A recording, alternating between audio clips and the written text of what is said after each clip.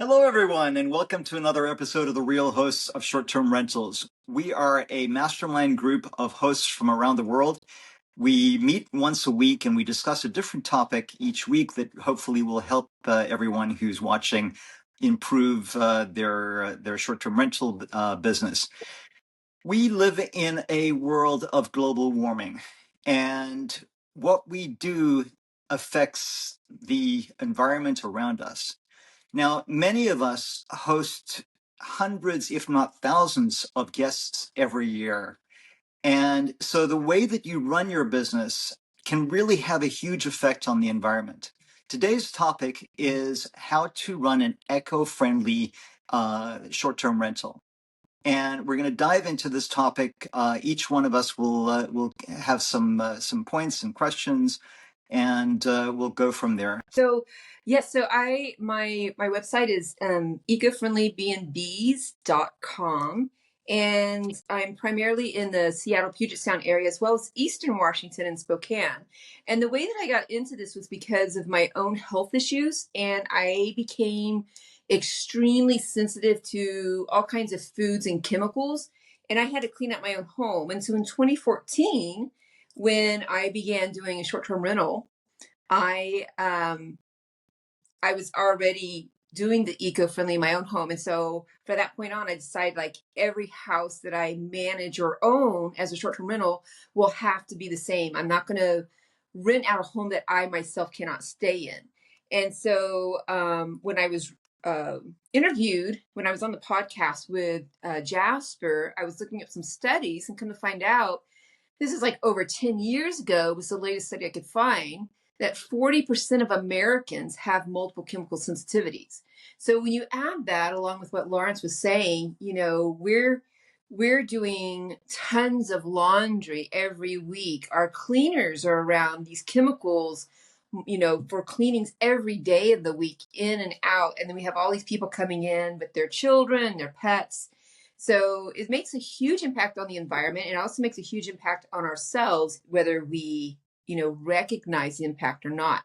For someone with chemical sensitivities like me, I can walk into a home that has a plug-in and it's an instant migraine and nausea. Like I could be puking in your home, and it doesn't go away when you unplug it. It's like permeated into the walls and carpets. And it's really, really bad for those of us who have the sensitivities. So I don't know if anybody has any questions, but there's some basic things that I do that are easy to do, and you can be eco-friendly and create a healthier environment for, our communities, for our guests staying, the kids, the pets, the cleaners. And sometimes the cleaners are the ones that will bucket the most because, like any human, they're used to the products that they use. So you kind of have to start with that and just getting like, this is our commitment. This is what we're advertising. And so you have to do it. One of the ways that I ensure that is that I buy the cleaning supplies and I build that into the cleaning fee. So whatever the cleaner charges, I add, like for my 4-bedroom homes, I add like $15 per cleaning to cover the cleaning cost. So a couple things I do. Bleach. I'm around bleach. My airways shrink. I can't breathe. It's very, very hard on the lungs. And so everything that bleach can do, hydrogen peroxide can do just as good, if not better. And that goes from disinfecting to being a whitener and a brightener in the laundry, removing stains, everything. So what we use is for disinfectant. If you look online, a lot of them say to dilute it. But if you look at the studies, which is I really dug into during COVID because, cleaning became a very big deal, especially during COVID. If you're buying the 3% hydrogen peroxide, you don't dilute it. Just put it in a spray bottle. And just like you would a bleach, you would spray it over your high touch surfaces, let it sit for like 5 minutes, wipe it down. I don't know if cleaners are doing that or not, but for any disinfectant, including bleach, you are supposed to let it sit for a few minutes to make sure it kills the pathogens.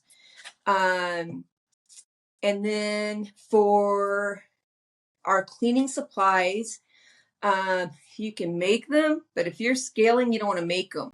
But we live in a time where people who are not just sensitive to chemicals are very conscious, health conscious. Like we're far enough along that we're noticing that these are neurotoxins. We don't want our children, we don't want our pets, we don't want to be around those anymore.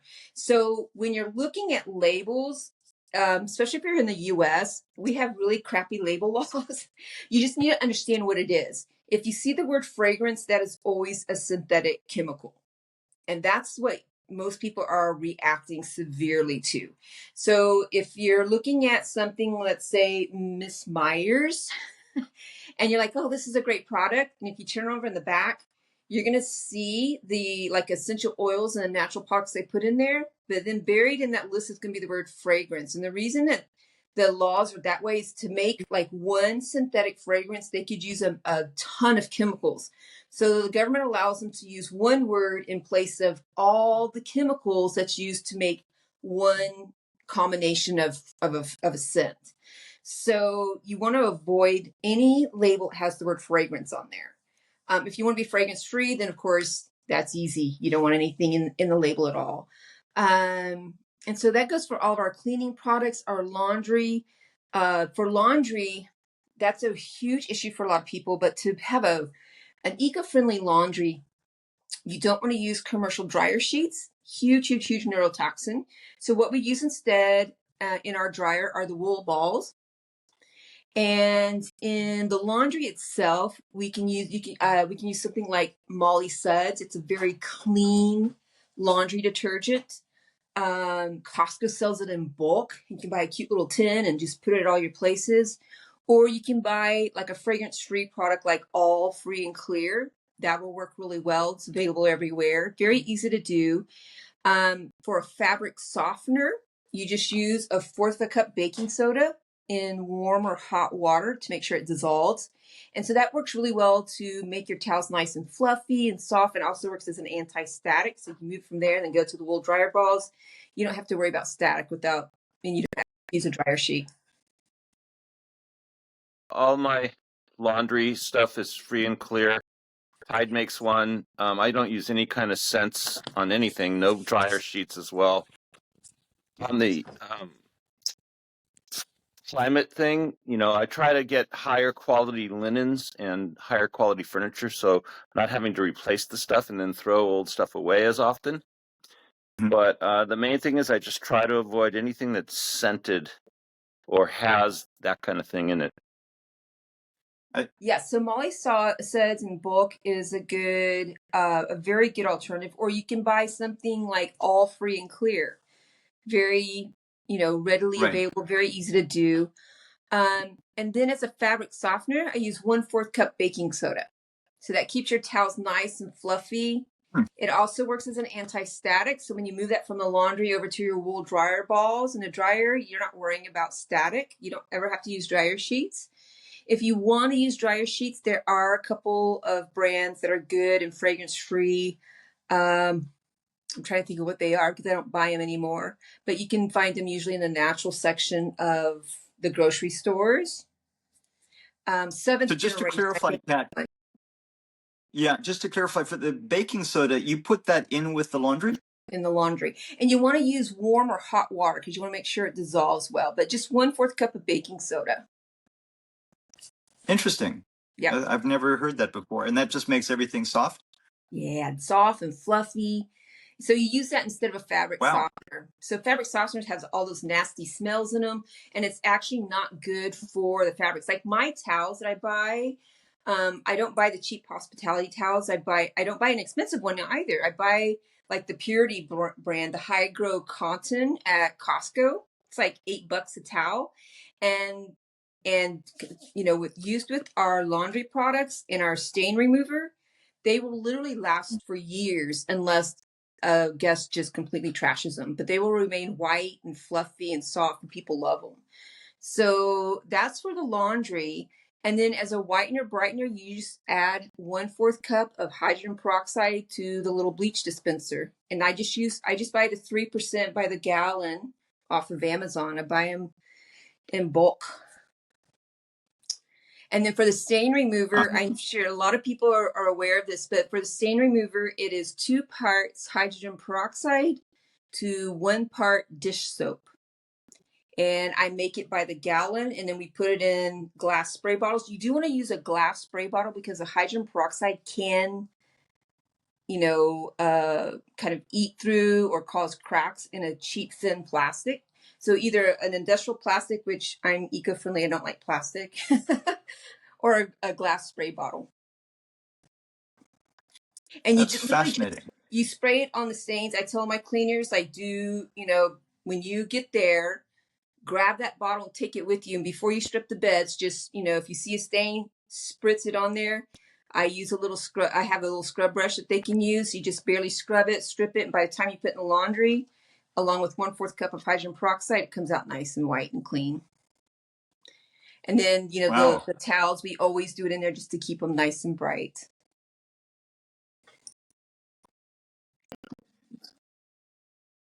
Yeah, between the cleaning product, the laundry, that's the basics. Like, you do that and you are eco-friendly. And like, again, make sure that there's nothing else in the house that you're using. No plug-ins, nothing like that. A couple of our homes, we do, for those that want something that, smells good, we do the little plug-in diffusers where you use the essential oil. And so we have a little thing of essential oil that they can use themselves.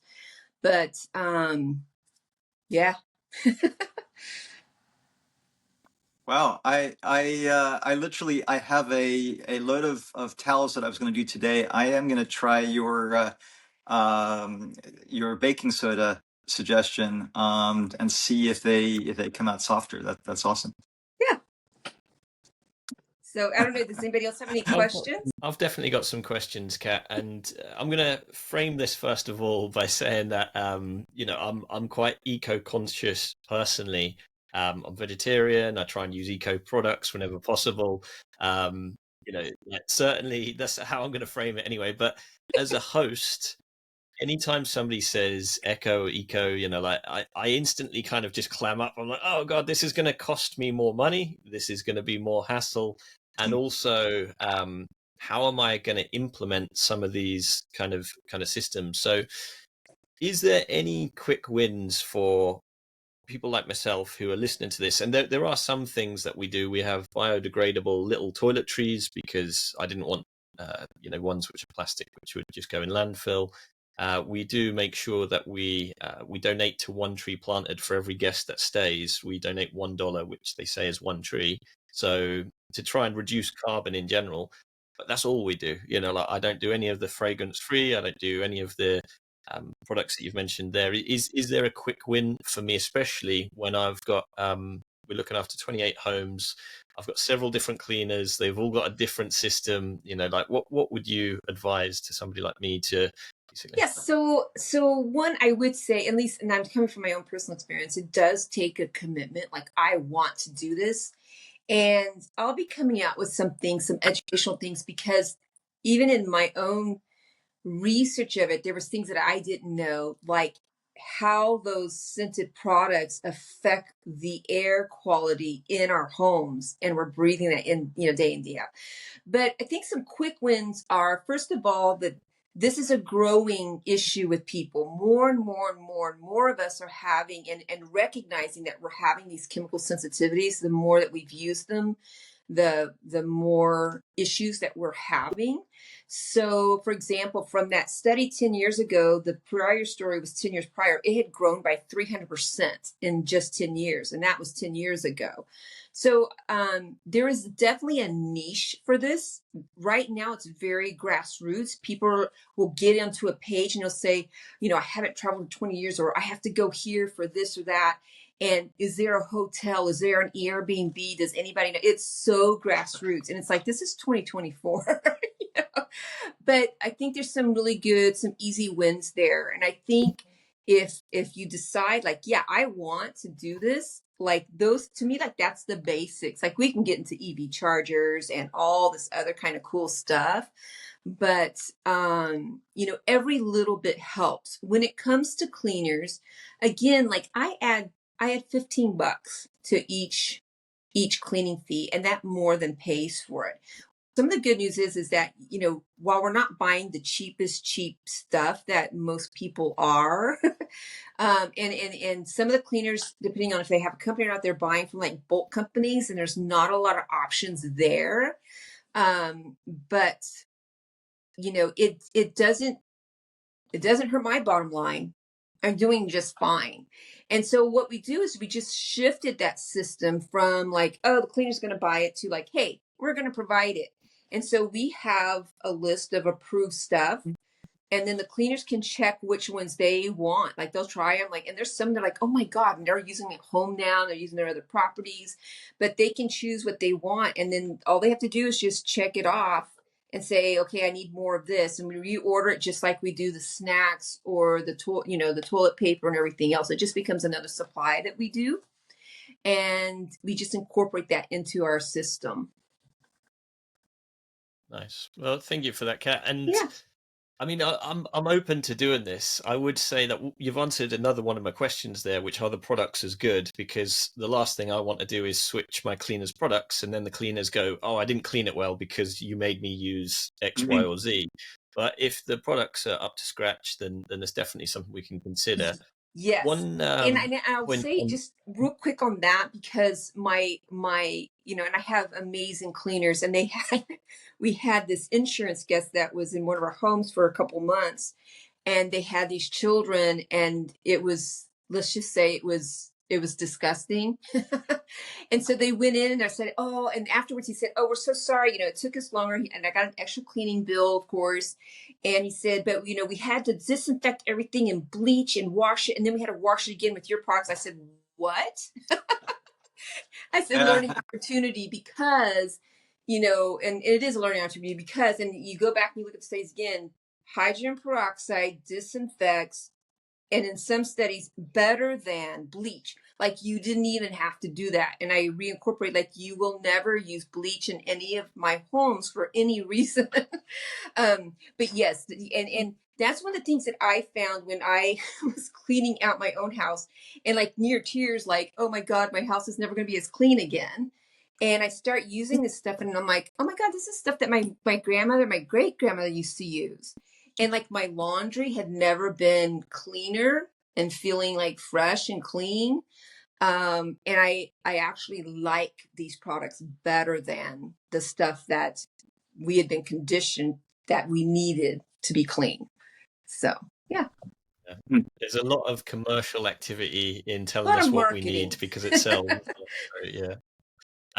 So one thing on eco or eco that I have picked up, and I've been lucky enough to interview a chap called Bob Garner, who's like a thought leader based in Italy in Europe, and he gets to speak on a lot of panels about how the whole progression of hospitality is got to go more planet friendly than what it is now. We host so many guests. When people are on holiday, they're not as perhaps careful as they are in their own homes. So it's, as hosts, our responsibility where we can make small changes. And one of the best changes that he suggested, so this comes from him, is that we can, here in the UK at least, contact our energy supplier and just ask them to switch us to green energy. And the suppliers have got a responsibility to switch you to green energy. It shouldn't cost you any more in most cases, but it then means that energy supplier has got to have all of the energy supply for your properties or the properties that they supply from renewable sources. And the more pressure we put collectively as people on the energy companies, the more likely they are looking for more renewables, which of course is better for everybody, apart from the oil companies, which we don't mind. Yeah, I had that here in San Francisco. I was sent a postcard years ago that did I want to switch, and it wasn't going to be any more. So in fact, I think it was a little less, and I did. And there's no difference. It's provided by the same company. Everything is the same, except that, as you say, it's their commitment to provide it from clean energy. I love that. That's my kind of wins, because no extra effort, but ultimately better for them. Absolutely. I'll tell you another. Deana, you had some. Mm-hmm. Well, I had questions about fragrance, natural fragrance. So I've done fragrance free because I wasn't sure how people with chemical or scent sensitivities could handle essential oils. So I'm curious about that because one of the floor products. So what I do is Liam, I recently just switched one unit to 100% eco-friendly, fragrance-free products. And while I was at the store, I was comparing. So we do a little bit of both. We leave ready-to-use products for the guests, which are the expensive stuff you buy off the shelves. And honestly, it was the same price, maybe $1 more. And I ran everything through the Environmental Working Group app to see where it ranked. And so there was no real cost there. And you need very little when you think about it. You're like, you need dishwasher, laundry, soap, dish soap, maybe a multi-purpose toilet and glass cleaner for the guests, right? Like super simple. My only question is though, like for the floor, we use the Murphy's wood cleaning product, which is natural, but it's got citronella in the as the essential oil. So it's quite fragrant, which I do enjoy for keeping like pests away, and it gives a fresh scent. It doesn't last long, but if I were to have a same day turn, is someone that I'm promising a fragrance-free home or chemical sensitivity, are they going to be disturbed by an essential oil?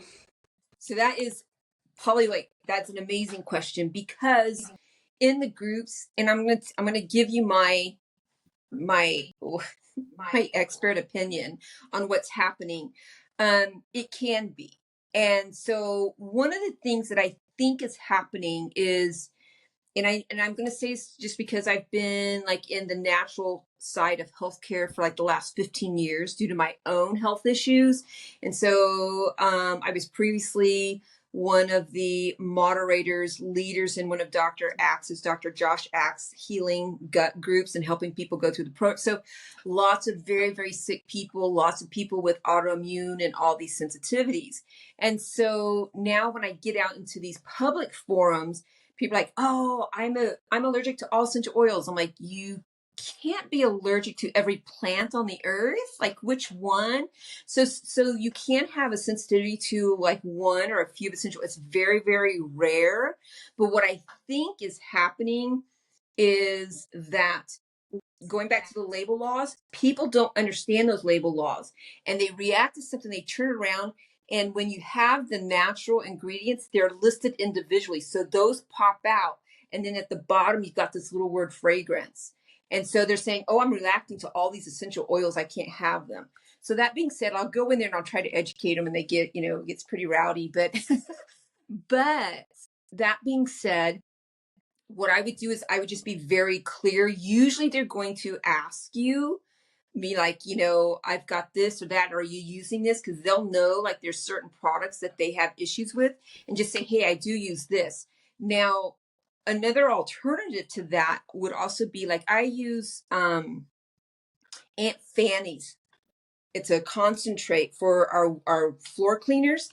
And so they have a general one that you can use on floor tile or whatever. They also have one that's for wood, and it's basically vinegar and essential oil, and you can choose which fragrance you want. And then we mix it with distilled water, because if it does sit for a while and you use regular tap water, things can grow. So we always use distilled water. And like you said, like with that one, you can barely smell it, and then it dissipates very quickly. So my other point is that if you do use some essential oils in your cleaning products that your cleaners use, it's a volatile compound, because as soon as it hits air and light, it dissipates very quickly. That's why they're sold in the colored glass containers, and with the seal on there, and you can't leave them open. They lose its potency very quickly. So they don't hang around very long. And you brought that up yourself. So I'd say if you had a same day turn, you might just tell them, and even like when you're advertising, you're saying, hey, if you have MCS, if you have multiple chemical sensitivities, let us know. I do this the same with my guests who have pet allergies. Hey, if you have a pet allergy, let us know. We will double our pet allergens, our pet allergen, protocol, just to make sure that everything's good for you. And so if they do that, then you could have maybe an alternative that your cleaner use where it's maybe just vinegar and water for the floor for that particular time, or whatever's safe for your wood floors. If that answers your question. Yeah, just sometimes you walk in with after vinegar and you're like, ugh, stinks, but they'll get it. Yeah. I don't like vinegar. Yeah. But another, and for me, like another alternative, like literally with Aunt Fanny's, like you don't smell it. It goes very quickly. So there's probably something in Murphy's. It's probably maybe because there's maybe a little bit more of an oil in there that's keeping the fragrance hanging out a little bit longer. You could maybe just switch to Aunt Fanny's, because with that one, it's diluted with water. You don't smell the vinegar, and the essential oils like gone like fast. The fragrance. So our homes are very neutral smelling, and guests love it. Ray, you're in Southern California. Anything to add to eco-friendly short-term rentals? Yeah, so similar to Liam, I think most of us here too, we're eco-conscious. I like to think that I take a look at my carbon footprint and try to avoid from adding to it. But after reading a book like a while back, a couple of years ago, The Carbon Footprint of Everything, it's really hard to, be 100% eco-friendly, because whatever you do in your life is going to affect the earth. But the things that I like to do in terms of hosting starts from the onboarding. So whenever we ship items, we like to consolidate all of the shipments if we're purchasing through Amazon under one shipment. So it's not going through multiple different shipping containers or, multiple different trucks. So you're reducing your carbon footprint by only adding to one truck. Asking for less boxes when you're working with furniture companies to ship everything. Or they set it up for you in their warehouse, bring it to you already set up, so that way there's no extra packaging. Less single-use items, free and clear, like Kat had mentioned, for any of the detergents and soaps. And to make your home smell good, I like to incorporate, essential oils when I can. The sensitivities around essential oils are very rare to a lot of people, so it's not like a huge issue. If someone has a sensitivity, they will tell you when they come and stay with you. So like Clorox, essential oils, specific fragrances that they don't want. But typically, because we're already providing fragrance-free items, then we don't run into that. Let's see, what else? Leaving one guest or one towel per guest, one set. And then if there's any extras that they need, we charge for them, and we tell them, hey, to keep the carbon footprint down. In our check-in instructions, we kind of build that in and say, hey, if you need any extra towels, we do provide it, but at a specific cost. Another one, last one I'll add is coffee. The reason why we use Nespresso is because it's easier for the guests to be able to use it, but every time we use the Nespresso pods, we can actually bring them back to the Nespresso store. They recycle it for us, and that helps to, add part of that eco-friendliness. I mean, obviously, you can always use, ground coffee to avoid any of those single-use items, but Nespresso is just way easier to, longer shelf life, and makes your home feel a little bit more luxe than just a Keurig. That's great. I never knew that about Nespresso. And most of our homes have Keurig. So I will keep that in mind as we expand into other properties. So I have a couple of things to add to this. To add on to what Ray was saying, we use refillable containers for shampoo, conditioner, body wash, hand soap. You don't want to have the single-use items. I used to be honest with you, when I first started, but now no longer using those, which is good. I wanted to talk about the laundry detergent because, Kat, you mentioned all free and clear, which I used to use, but here's the problem with that. Only 5% of items that you throw into the recycling bin actually get recycled. And specifically with laundry containers, those huge jugs, plastic jugs, they do not get recycled. I hate to tell you, even though you're throwing them into the recycle bin, they do not. They go into landfill. So I've switched to this, like it's looks like dryer sheets. Don't worry, Kat, they're not. Yeah. The one I use is called Clean People. Mm-hmm. And it does just as good a job of cleaning as the liquid laundry detergent does. You throw in one sheet or 1.5 sheets in with your laundry, and it really does a fine job of cleaning the towels or sheets or whatever it is you're washing. The other hint that I don't remember where I learned this, but it's a great hint in terms of saving on electricity. When you are putting your things in the dryer, put a dry towel in with the wet laundry, and you'll find that you'll be able to have it on a lower time setting compared to if you don't have that dry towel in there. So it'll take less to dry your laundry, thus you'll be saving on electricity from doing that. Nice. I have a couple of questions to follow up with Kat, and the one is the 5 minutes after spraying with the hydrogen peroxide. I can't picture that the cleaners are going to wait 5 minutes after they spray something. Well, and I wonder, and not only that, but I figure like after 5 minutes it's going to dry. So how do you get around that? so at the end of the day, it's the cleaner's job to disinfect. Now, if they're using bleach or bleach products, are they letting it sit there? Because in studies, they say both of those products have to sit this amount of time. Now, is it true? Because I mean, we're all still alive. I don't sweat the small stuff. I say, hey, we're using hydrogen peroxide instead of bleach. Here you go. And and studies too, I think. So here's one thing that I kind of learned going through my own health issues, because there were some studies that would come back this and that, or I couldn't afford certain tests or whatever. At the end of the day, like that's very controlled lab stuff, and we're dealing in the real world. And so if you're hitting it with bleach, you're hitting it with hydrogen peroxide, and then they're wiping it down, and so that's friction, and you got the cleaning. At the end of the day, whatever's there is probably going to be gone and dead. So I say that because that's what the studies say. But at the end of the day, the cleaners, it's their job to spray it, clean it, make sure it's disinfected and stuff. So I've not had any reports of anybody getting sick.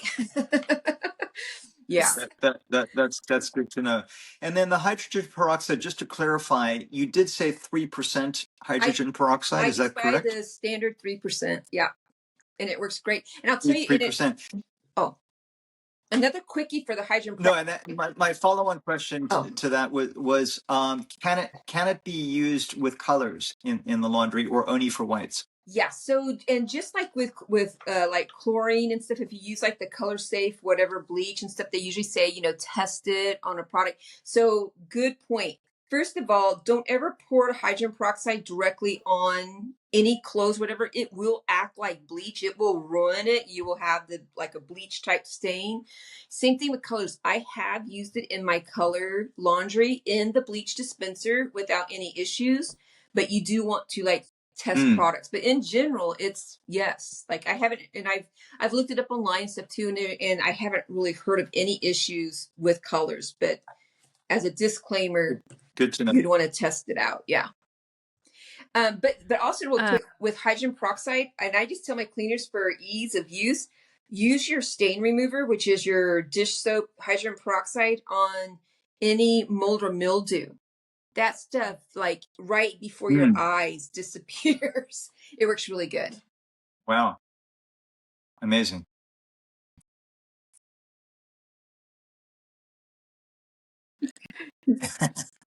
So what I will say, I go to a commercial janitorial store and I buy their hydrogen peroxide concentrate. And you need like 1/4 cup per spray bottle. The thing is you have to, with these products, and from what I read, these are used in hospitals, food, like these are mandatory. Hydrogen peroxide is mandatory for these institutions. So they say what the dwell times are and what they'll tackle. And a dwell time of 10 minutes, we're talking tackles HIV and blood.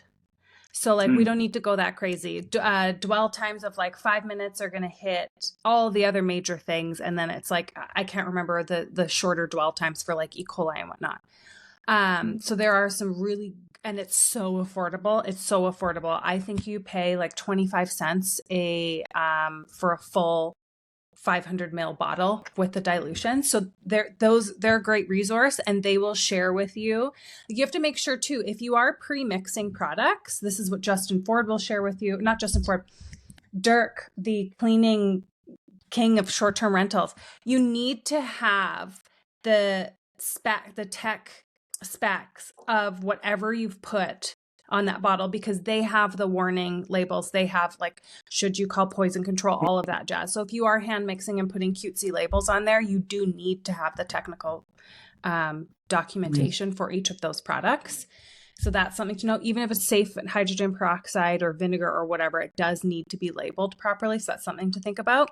And then one thing that we learned the hard way, because we were very focused on dwell time, letting the product sit for 5 minutes, and the cleaners do it. They will spray everything down in the bathroom and let it sit while they get started.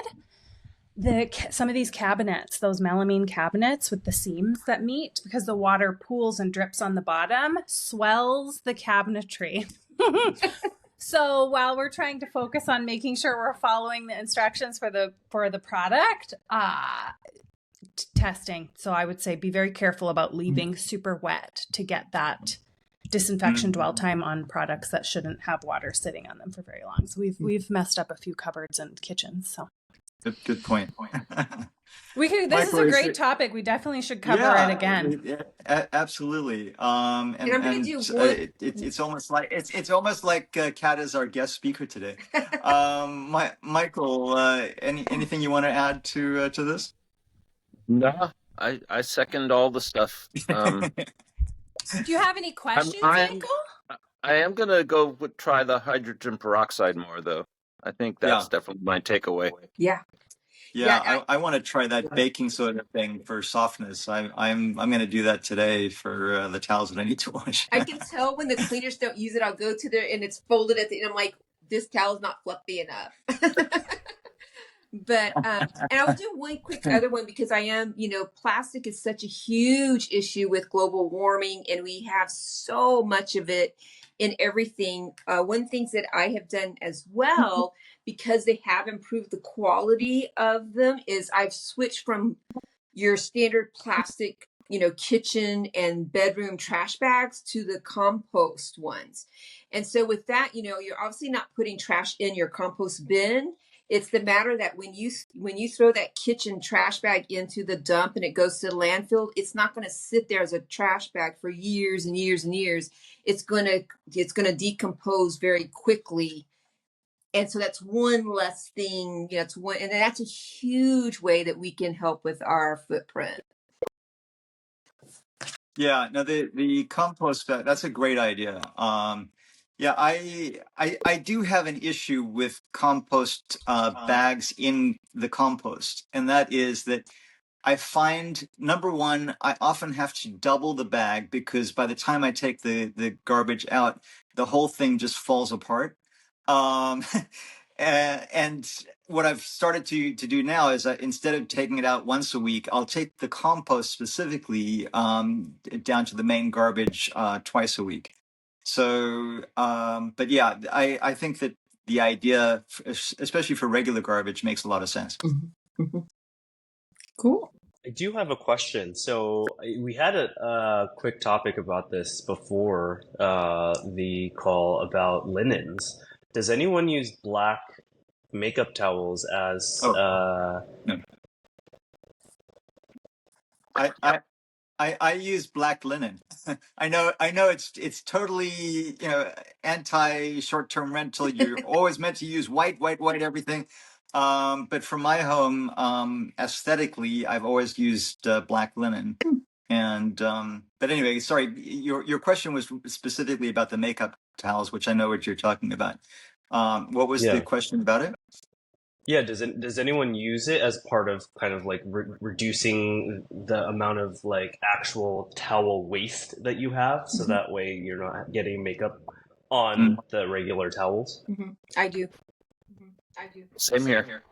I can't. I feel like it's too creepy. I would not put a black towel on my face. A white one. Well, I couldn't. So this So is I don't do that to people. I'm like, I want to So, yeah, see I this was- clean. That was the other follow-up question, because I don't wear makeup. Does it feel okay to like when you see that as someone who does wear makeup? Is that something that you would want to use? But I'm fine with it seems it. like mixed. What people do with their makeup removal. I don't do that. I don't take a white towel and wipe my makeup off. I don't. Those people are animals. Honestly. Well, You take a product to help remove it, then you rinse it. And then you dry and then scrub or whatever. Like, I don't get that. I had these very, there were like Forbes cover page people who probably had all of the products and the towels. I walked in, I was like, what is going on? How much makeup are you wearing? And why would you just no? So it's not normal behavior. I hope for social media you take those people are animals as the quote. That's going to be very memeable. I also provide those like round cotton swab things. You can get those, and those I guess that would only be for small amounts of makeup, but so I also provide those.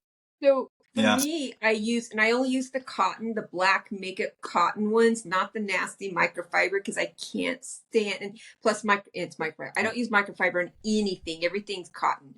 But it has helped with reducing the amount of, especially like washcloths and makeup and stuff. But then every once in a while, you go in, like Deana says, and you see this white thing with just gobs of makeup, and it's like right there, like black makeup cloth, so I put it on Facebook, like, why in the hell? And women been on there like, oh, I want to see the makeup on the white cloth. I'm like, oh. But we also provide the cotton rounds in the bathrooms. And I think a lot of women hopefully more and more women travel with what they use to remove their makeup and stuff, because and I'm with Deana, like, you don't want to do that because that's very hard on your skin. But I don't wear makeup anymore myself. Yeah. So cotton rounds. Okay. Well, that's good to know as well. Guys, we're already over time today. This has been a really interesting topic. I think we've all gained some insight, and thank you, Kat, for providing all the really useful information. Can you, for those interested, can you give your website again in case they want to follow up with you? So our property website is ecofriendlybnbs.com. If you want to connect with me, my owner-facing website is BnBequitygroup.com, or you can email me at info@BnBequitygroup.com. Happy to answer any questions. Great. Thank you. Super. Yeah, of course. We thank you for joining us today. If you enjoyed this episode, please share this with other hosts in the community who you feel this would be beneficial for.